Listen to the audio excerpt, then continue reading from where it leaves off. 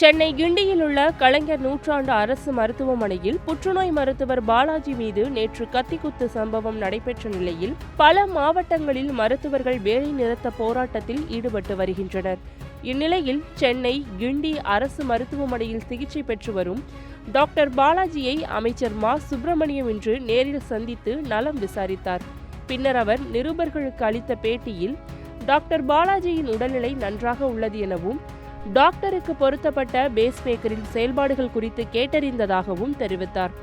மேலும் இன்று மதியத்திற்கு பிறகு தீவிர சிகிச்சை பிரிவிலிருந்து டாக்டர் பாலாஜி தனியறைக்கு மாற்றப்படுவார் எனவும் தீவிர சிகிச்சை பிரிவில் இருக்கக்கூடிய அனைத்து வசதிகளும் அந்த தனியறையில் இருக்கும் என்றும் தெரிவித்தார். இந்த கொடூர சம்பவத்தில் ஈடுபட்ட விக்னேஷ் என்ற இளைஞர் மீது கடுமையான சட்ட பிரிவுகளின் கீழ் வழக்கு பதிவு செய்யப்பட்டு அவர் புழல் சிறையில் அடைக்கப்பட்டுள்ளதாக தெரிவித்த அமைச்சர் மா. சுப்பிரமணியம், அரசு மருத்துவமனைகளில் பணிபுரிவோர் காவல் உதவி செயலியை பதிவிறக்கம் செய்யவும் அறிவுறுத்தினார்.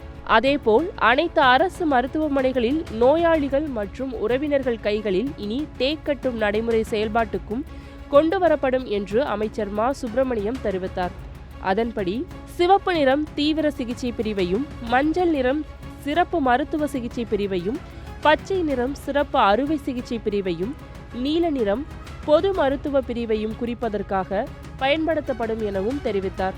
ஏற்கனவே ராஜீவ்காந்தி அரசு மருத்துவமனையில் நோயாளிகள் உறவினர்களின் கையில் டேக் கட்டும் நடைமுறை உள்ளது எனவும் டேக் கட்டும் நடைமுறை படிப்படியாக அனைத்து மருத்துவமனைகளிலும் செயல்பாட்டுக்கு வரும் என்றும் அமைச்சர் மா. சுப்பிரமணியம் தெரிவித்தார்.